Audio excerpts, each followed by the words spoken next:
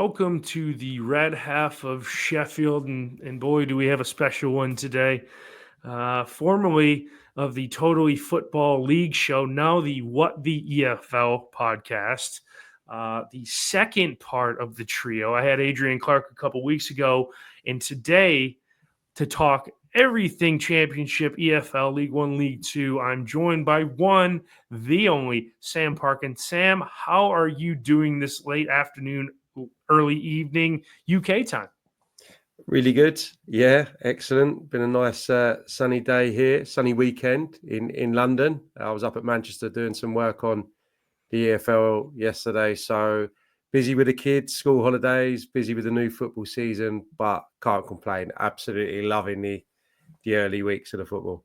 Yeah, I was a little bit hesitant to, I wasn't really ready for the season to start as it did a couple of weeks ago. But now that it's back into full swing, I kind of got the groove back. So I guess we might as well get right into it. You're on a Sheffield United podcast. I'm sure you have eyes on Sheffield United. Can you even, for me, as being an outsider, just being somebody that covers the EFL, what the hell is going on at Sheffield United? That's a big question to start.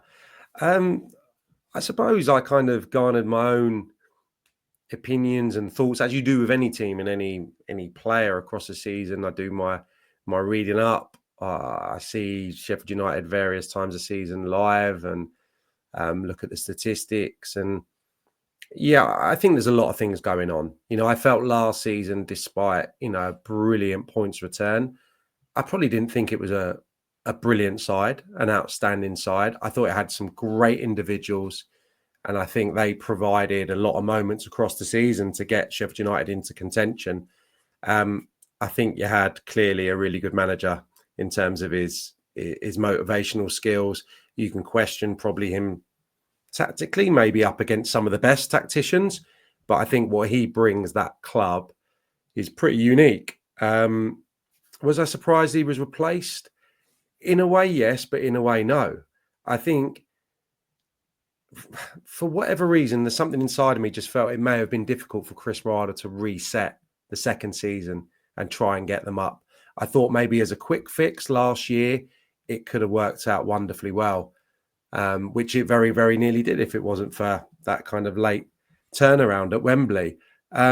So I wasn't overly surprised. I just felt it might be a year. He might get them back into the Premier League and may stabilise and then move on. I probably felt there was quite a lot to lose in terms of his stature at the club if he was to stay this season. Akin to, I suppose, Daniel Farke, not in terms of his standing at Leeds, but in terms of them keeping him on after a playoff defeat and doing it the second year. I just felt that was going to be tricky this year. And also, I think you have players that remain that could probably feel the Premier League and could taste the Premier League, and all of a sudden you've got to reset. And the reality is you've got to go to some tricky places in the winter months in the Championship, and it's not the glitz and the glamour of the Premier League. So there are a couple of ingredients. I think you probably have more points on the board if you had Chris Wilder in charge now. But you have to give the new manager time. You have to improve the squad, which I know started happening in the last few days. Tanganga will prove to be an excellent signing if they're going to get that one over the line. I thought he was bound for the Premier League. Watching him last season, I think he's an outstanding defender. So Ruben Sellers needs help. But more than anything, needs some points on the board. Because, we always say it on the podcast, which you'll know, Chad, you get to 5-6 games, something has to give normally. That's what that's where I'm at right now, because obviously, as everybody watching this knows, the Wilder sack divided the fans. You can't blame the new ownership to come in and want their guy after Wilder didn't achieve the ultimate goal in getting back to the Premier League. So you can understand why they went in a different direction. But man, since that first half against Bristol City opening match. You've scored one other goal, and it was Hamer from the halfway line in the cup against Birmingham. You haven't sniffed a goal. I mean, yeah, yesterday you had one ring off the post, and it came close, but it still didn't. You didn't see the net bulge, and it's getting to the point where now losing 3 league games and the cup, the early exit in the cup, it's 4 games, 0 for 4. No points to show, propping up the table. And who would have had Sheffield United propping up the table at the beginning of the year? Answer is nobody, unless you're a Wednesday supporter. But to me, I understand we're going into the 4th league game, and then we're going to have an international break. So a lot of people are saying if he doesn't get a result there, then you use the international break. You sack him and use the international break. But 4 games, come on. I mean, 4 games realistically. Everybody in the that talks EFL, they say your benchmark is the first 10 games. Okay, so make the decision after the first 10 games. You at least give him an international break, basically 2 weeks, to get the side righted. You face Ipswich coming out of the international break on Friday night. So it's a big one. If you want to make a statement saying, hey, we're not going anywhere, it starts by getting a point or 3 points at the weekend at Borough, which is going to be a tough task, and then going to Ipswich and trying to get something against who everybody says is going to romp away with the league. So I hope they give him time. It's just the fan base is so freaking divided, and it's starting to lean more, and it's almost like an uphill battle for him. And now if he's lost the dressing room and so on like that, sack him. But who would have thought Sheffield United through 3 league matches would be rock bottom? Probably nobody. I think you kind of probably have to factor in it's no one would have anticipated this happening. You have to factor in that I think it will be quite a different approach from Sellers in terms of his man management, but also the game plan that he's trying to execute. You know, Sheffield United weren't obsessed with having the ball last season, were they? There was a lot of kind of fast transitions and big moments from an array of attacking players, which all of a sudden you look a little bit threadbare there, which sounds bizarre. But I think if you look at the 2 most recent performances, second half apart yesterday, where it looks like on most days you maybe would have salvaged a point, at least from the chances that you had, and a couple of outstanding saves from Stephen Bender. But pretty alarming going to Swansea and not, I don't think, forging a save on the opposition goal. Very, very limp in attack. So it almost feels to me like strength is needed in all departments. And yeah, I think I said it on a podcast last week. I felt it was really important to get a body or 2 in before Saturday, just to give a little bit of a boost and a little bit of a buzz to the crowd. Maybe I don't know if that had any effect, bringing Godfrey in and obviously close to getting 1 or 2 others over the line. But yeah, there needs to be an improvement, and there needs to be an improvement soon. And if this is going to be the formation to carry the team forward under Ruben Sellers, then it needs to start working. Otherwise, he's going to have to look at himself and probably change things. You know, maybe that's reverting to type a little bit, or taking the lead from what got them success last season. You know, just understanding that the team feels a little bit disjointed at the moment. Certainly in the midfield. I think that's a reoccurring conversation theme. I didn't love Hamer wide left at times last season. I don't love him because I'm such a massive fan of his, and I want him to dominate games. And I remember one game, I think it might have been Bristol City at home, and he completely changed the complexion when he came on. Ultimately, you dropped points that night, but he's such a game changer, such a maverick. I didn't love him playing wide left, but I think, you know, at the moment, you just need a little bit more someone to solidify the midfield. And if he goes wide left, you know he's going to come in off the line and he's going to move the opposition around. You got Burrows to play on the left-hand side and provide the width. He's happy having chalk on his boots, and Hamer can get infield and affect things. So I think that's something he's going to have to look at and maybe just tinker a little bit. Maybe not change wholesale, but just make one or two little alterations to make you harder to beat. Yeah, yeah. Hopefully Ruben Sayers will get the ship righted, because I was a fan of him coming in. I thought it was a Mm, little bit of an under the radar signing. He was kind of a almost a boon for Sheffield United to come in and get. He had such a big, you know, reputation coming in from what he did at Reading, having that a club of that stature in and around the playoffs when he left for mm, Hull, and then such a defensive solidity at Hull in the back half of the season, albeit they had to wait to the last day of the season to stay up. So I mean, I never want to see any manager fail, mm, but I just hate how divided the mm, fan base gets over managers. And mm, at the end of the day, was it the best thing to do to sack Wilder? Probably not. You mm, probably should have given him another year.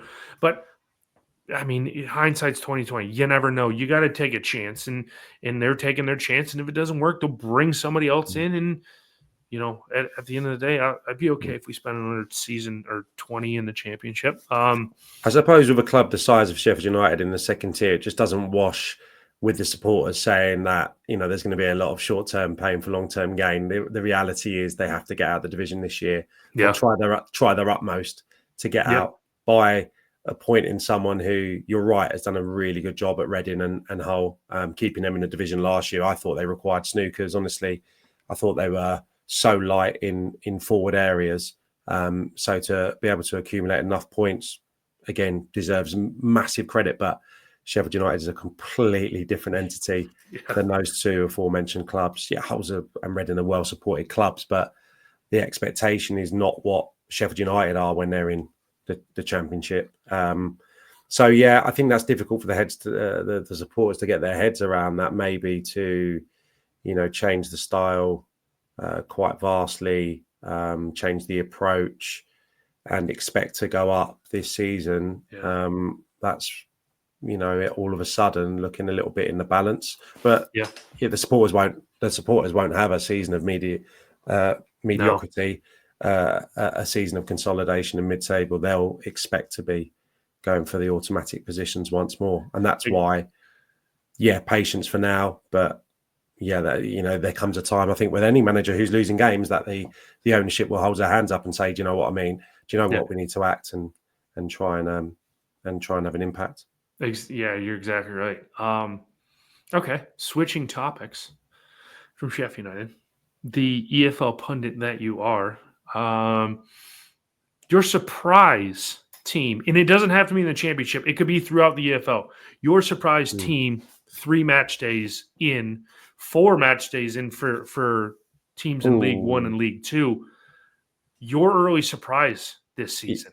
Yeah, I'll give you one from each table if we've got time, but I'll just go quickly. I would probably say, it's a bit of a toss up in the Championship, but I'd have to go with Middlesbrough Hmm. after their pre-season. And I think quite a lot of negativity around Rob Edwards' not necessarily his appointment, but certainly the way that they were performing in pre-season. I don't think he was initially striking the right chord with the supporters. They were a bit quick to jump on a few comments and what have you.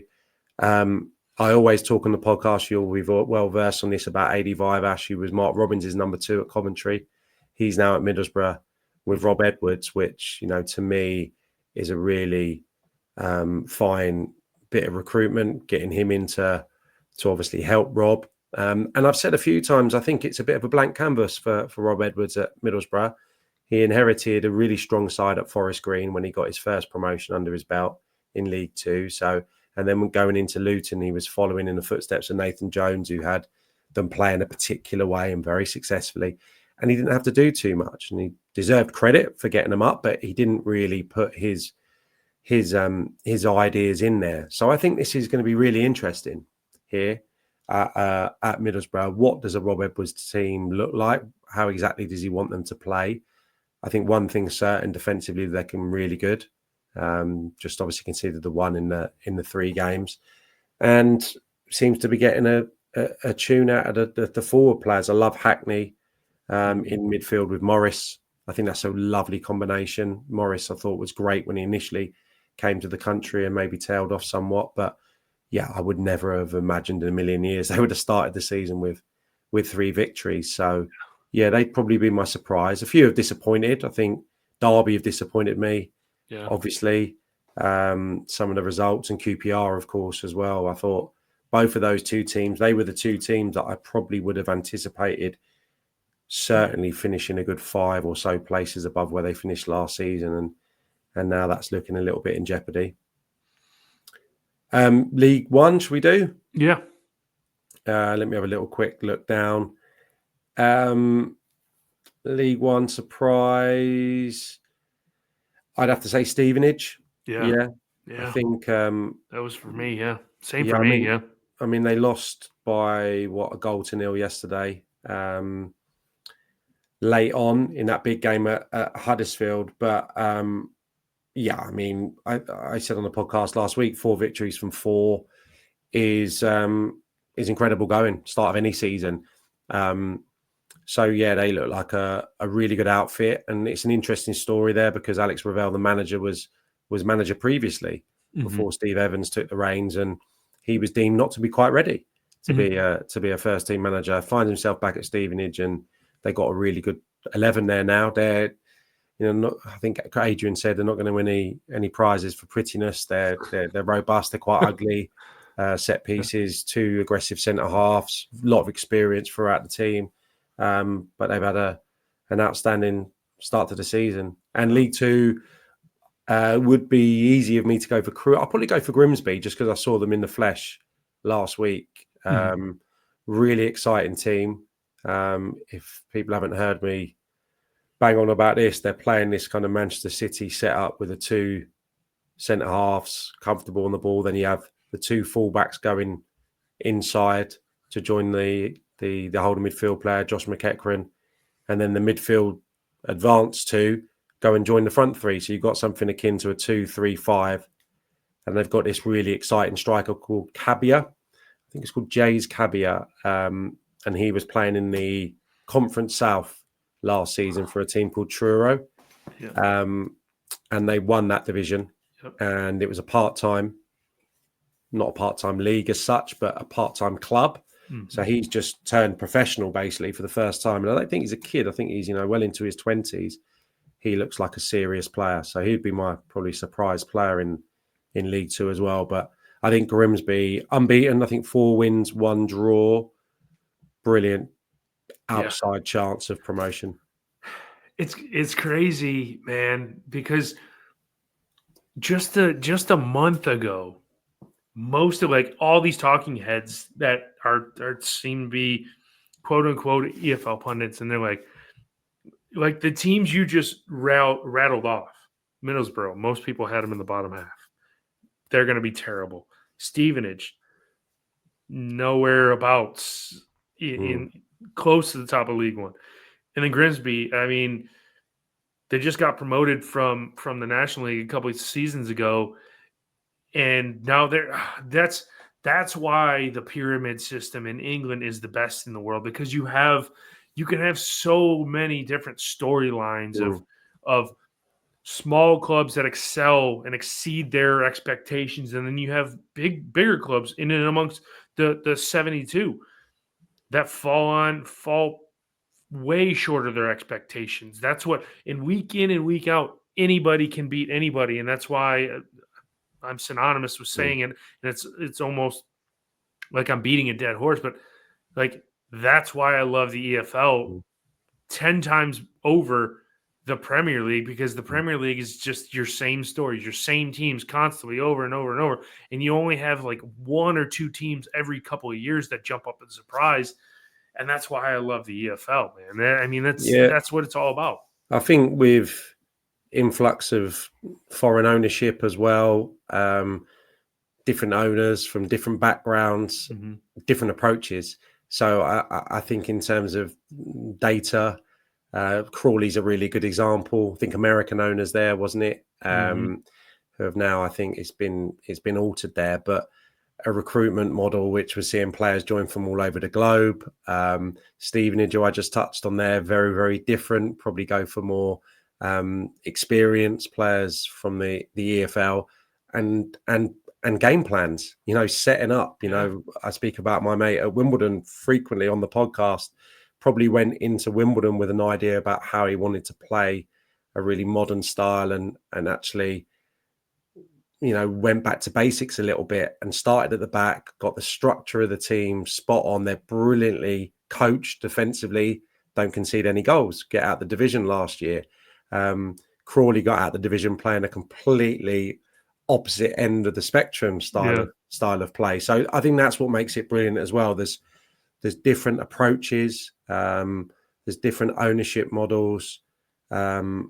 It's just, as you say, it's brilliant because all of a sudden a team can gather momentum, and if they get the right backing and they have the right plan, which is something I always talk about with teams that don't seem to have an identity over a long period, they're the ones that struggle. So having that kind of joined up thinking, I think there's great examples across the EFL of the successes that there's been the last few years. Oh, totally. Now, Sam, you being a well-versed EFL player in your days, I'm going to ask you a two-parted question. Your favorite ground to play at and the ground you dreaded going to? Favorite ground would probably be Leeds United. I think twofold. I had a good record there, some really good memories of playing there, but also the atmosphere. I think just something about that club, the noise. I was thinking about it the other day. I mean, sorry, I'm saying this to a Sheffield United fan, but yeah, I just think it being the one club in that city, there's something unique about that. And there'd be other examples as well in this country, but I think there's something unique about that. It's an intimidating place to go and play football, but I always enjoyed Ellen Road, so I'd probably say there.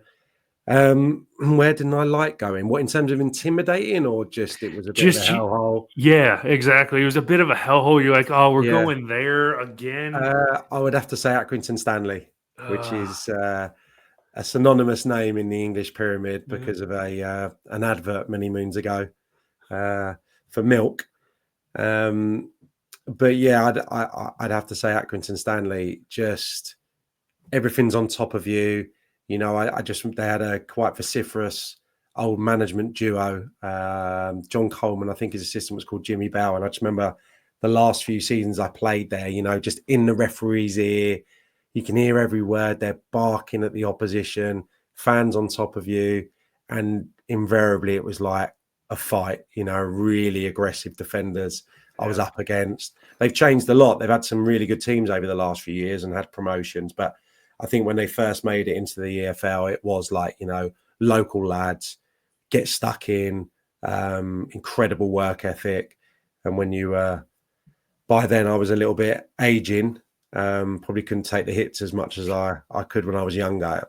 Yeah, I vowed to never go back there. And thankfully, I've never been asked to cover a game yet. I'm only kidding. I will go back in that capacity, but I don't want to set foot on the pitch again. Yeah. And you being a commentator for the EFL, don't you like these games right now in this time of year? Because you know that probably in 2 or 3 months it's going to be drafty, rainy, windy, blowing cold. You're going to be in the gantry, and it's just going to be an absolute disaster. And you're like, why the hell did I do this? I mean, you probably like commentating now till about the end of September, and then right about April to the end of the season in May, right? Yeah, I think where I'm sitting now, I've actually got some of my hand warmers. They're like little tea bags that you put in your gloves. I've probably got them in here to my right. So, yeah, it can be a little bit challenging. Don't get me wrong, we get wrapped up well and we get looked after. But, yeah, there was a couple of, just thinking back to last season, I remember doing a Huddersfield game. I think it was Huddersfield-Wigan. And anyone who knows the Huddersfield ground, it's amongst the hills a little bit. It's almost a little bit in a valley, actually. I think there's a bit of parkland behind it. But I remember walking over to kind of the stony terracing to walk up to get to the gantry. And by the time I got there, 20 to 7:30, whatever, 7:45, my feet had already gone. And you got to stand there for another 2 hours.